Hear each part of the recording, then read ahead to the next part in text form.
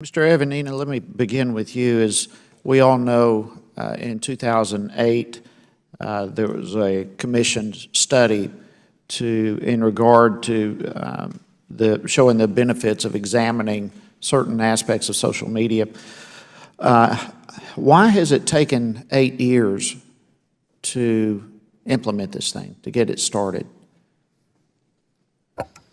Well, Congressman, I can't really answer the 8-year issue, but I can tell you that to get to where we are, it took a lot of extensive effort and interagency coordination to be able to strike the right balance between what we need to obtain or should be obtained reasonably from social media and the ever-growing Internet age, and balance that with the civil liberties and privacy of our not only clearance holders but U.S. citizens.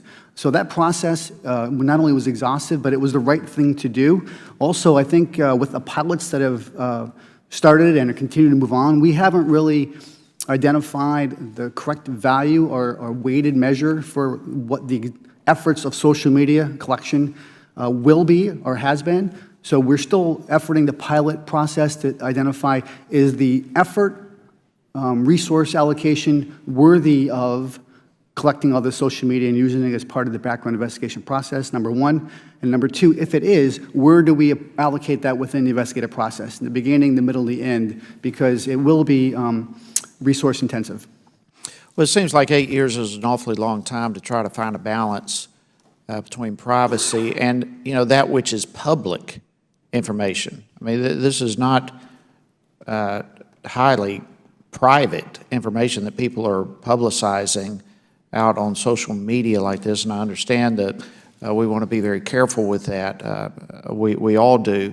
But well, let me ask you this: from the, it seems that the new policy that we saw this morning, that within there, and correct me if I'm wrong, but it seems like finding information on an individual's background appears to be largely at the discretion of individual agencies. Can you tell me why OD and I decided to leave that decision to individual agencies rather than opening this up for all departments of our federal government? It's a great question, Congressman, but I will say that there's only 22 agencies who have the authority to conduct background investigations. So, and they do that on behalf of all the other federal organizations or agencies, departments who require that. So those individuals are the ones who are covered under this policy. The policy was purposely made flexible because I'll proffer that from 2008 till 2 years ago, the social media definition has changed dramatically and will continue to change. So in order to provide the agencies who conduct these investigations the maximum flexibility to go about utilizing social media as part of this process was paramount in this effort, because I'm pretty sure a year from now, the social media definition may change. And we wanted to make sure that each agency had the flexibility from a resource perspective to identify the best, most efficient way to implement this policy. Do you believe those other 22 agencies will begin utilizing this? I do. Okay. Ms. Colbert, could you explain how OPM plans to implement this policy? Thank you, Congressman.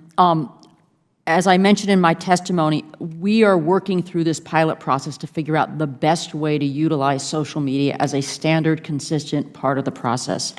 As Mr. Evanina described, we are committed to its value. It's a question of how. We need a way to make sure that when we gather information on social media, it's accurate. It's not always accurate. What you find is not always the reality. We need to find a way to make sure as we do this that we're have the resources to follow up on whatever information is revealed. How do we get those resources to follow up on those things? And so that is the goal of this pilot, is to embed it into the operational process. Are there places where by using social media or other tools, we can replace some steps that exist today, take those resources and deploy them to something else? Are there other cases where the value of the information will merit adding additional resources? So that's the issue we're working through in the pilot process that we are starting. We'll be starting that pilot before the end of this fiscal year. We also will continue through the PAC and other forums working with DOD and other agencies as they start to implement this, so we all can learn from each other.